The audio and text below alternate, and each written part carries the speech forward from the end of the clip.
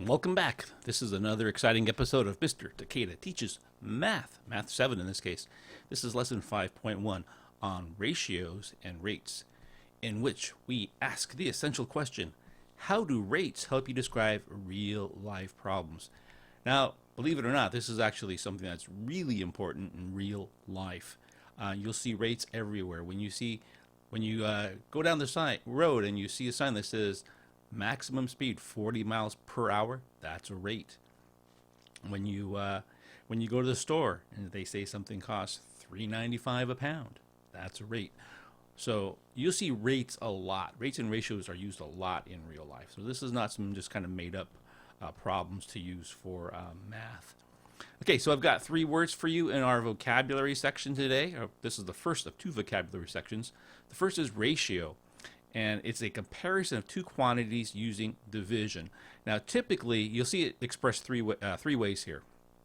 As a fraction, and that's really the way we use it the most in math, but you might be asked to understand that using the word to or using a colon is also a way we can express a ratio. Okay, so typically though we'll express it as a fraction because it's math class, right? So, and it's not really, I know it's not really a fraction. I said a fraction, but it's not really a fraction because a fraction does what? It compares parts to a whole, right? But this is just 2 quantities. It's not necessarily parts to a whole. So I said a fraction. It looks like a fraction, but it's not really a fraction. The next word is rate. It's a ratio of 2 quantities with different units. So now we include units. I forgot to say a ratio is what we call unitless. There's no units involved here. A rate has 2 different units of measure, such as miles and hours. And if we simplify this down where the denominator is equal to 1, we call it a unit rate. So 60 miles in 2 hours is equal to 30 miles per hour, and this is a unit rate here because the denominator is 1. So when you see that word per, right, like dollars or like dollars per ounce, something like that, per 1 ounce, that's a unit rate. Okay, so get these into your notes and join me over here in example 1, in which we look at this little word problem. It's not really a word problem, it's just we're expressing it in words and then we're going to put it into math language. There are 45 males and 60 females in a subway car. The subway car travels 2.5 miles in 5 minutes. So first, find the ratio of males to females. Okay, so if you look at your notes in the examples, when they say males to females, this is the numerator and this is the denominator. And again, those are words we use with fractions, but that doesn't make this a fraction necessarily. Males to females, and that would be 45 to 60. And if I reduce this, I can divide both the top and bottom by 15. I'll have 3 over 4. And that is my ratio of males to females. The second question, find the speed of the subway car. Now, speed is going to be expressed as a unit rate. So we have 2.5 miles in 5 minutes.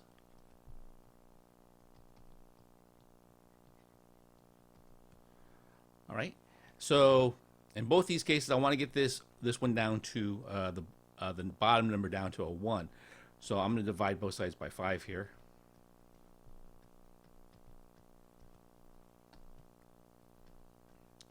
So I have 1 minute on the bottom, and I have 0.5 miles on top. So 0.5 miles per minute. That is my speed of the subway car. Okay, Um, hopefully you're kind of understanding this. Try this one. Let's call this 1TA for the purposes of putting answers in at the bottom. I'm going to put 1T little a, I guess, and then 1T little b. There are 12 dogs and 15 cats at the pet store. Find the ratio of cats to dogs. And then for B, you bicycle 30 blocks in 20 minutes. Find your speed. And you're going to express this as a unit rate. Okay, so get those. And when you're, pause it right now. And then when you're done, hit play. And join me on this screen. Finding a rate from a ratio table. The ratio table shows the cost for different amounts of artificial turf. Find the unit rate in dollars per square foot. Okay, so if you look at all of these here, it's all basically, the dollars is all 4 times more. So you can kind of see this in your head, and that's kind of an important thing here. But also, look, they put the dollars on the bottom, and that's kind of a tricky thing because we want dollars per square foot. So it's going to be dollars over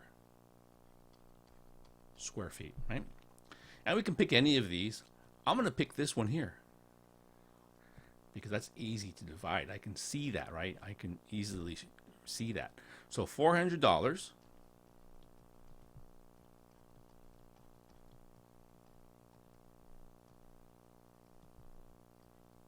over 100 square feet. And I can divide both the top and bottom by 100 because I want that bottom one to be a 1. So this is 1 square foot on the bottom. On the top, 400 divided by 100 is 4. So $4 per square foot. We can write it out that way as well. $4 per square foot. Okay, if you need to pause, go ahead. Otherwise, try this one, and we're going to call this 2T. The table shows the amount of money you can raise by dancing for a charity. How fun. Find your unit rate in dollars per hour. Okay, so you can pick one of these and come up with the unit rate. Again, unit rate. The bottom has to equal 1. Pause it if you need to, and when you're ready, you're going to hit play. I'm waiting for you over here. Actually, this is one we're going to do in class. I'm sorry. So this is one we're going to do in class as a review, so don't worry about this one. More vocabulary. A complex fraction has at least one fraction in the numerator, denominator, or both. You may need to simplify complex fractions when finding ratios and rates. So what that basically means is you could have a complex fraction could be something like 2/3 over 4/5. All right, this is a complex fraction, but it's really just division. So it's not. You've seen this before, but you might have seen it written like that, right? I'm not sure what you've seen or haven't seen in your young lives, but you might have seen it written like this, but it's really just that. It's not a big deal. Okay, so here we go. Example 3, finding a rate from a graph. The graph shows the speed of a subway car. Find the speed in miles per minute. Compare the speed to the subway. Compare the speed to the speed of the subway car in example 1.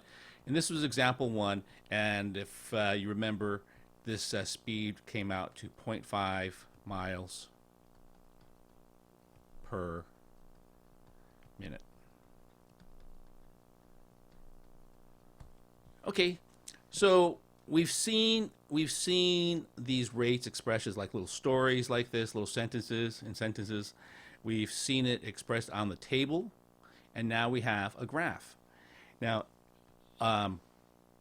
let's take a look at what the graph has here. On the x-axis, it's saying time.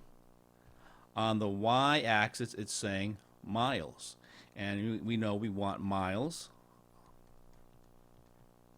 on the top and minutes on the bottom. And I want to pick this point right here. A 1/2, 1/4. Okay, so the way these graphs are set up, when we express an ordered pair like this, an ordered pair is two numbers in parentheses separated by a comma. We have our x value first and then our y value. Right? I don't know if you know that, but that's how we do it. Okay, so miles is our y value, so that's going to go first. This is going to be 1/4. And then our x value is going to be 1/2. That's going to go on the bottom. All right. Well, I want to make the bottom 1. So I'm going to multiply this by 2, top and bottom, right? It's just like equivalent fractions. 1/2 times 2 is 1. 1/4 times 2 is just 2/4, which is 1/2.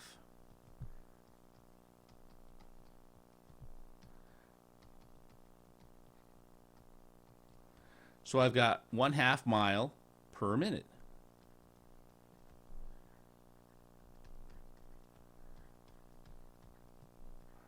So when it asks us to compare the speed of the graph compared to the speed of the example 1, the speeds are the same.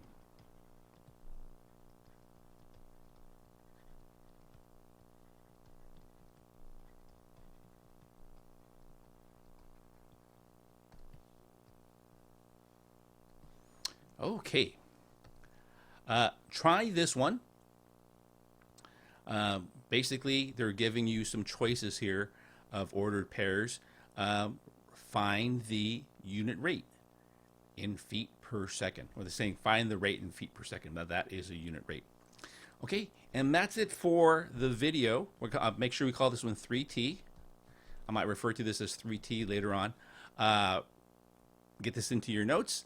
And that's it for right now. And I'll see you in class. Bye-bye.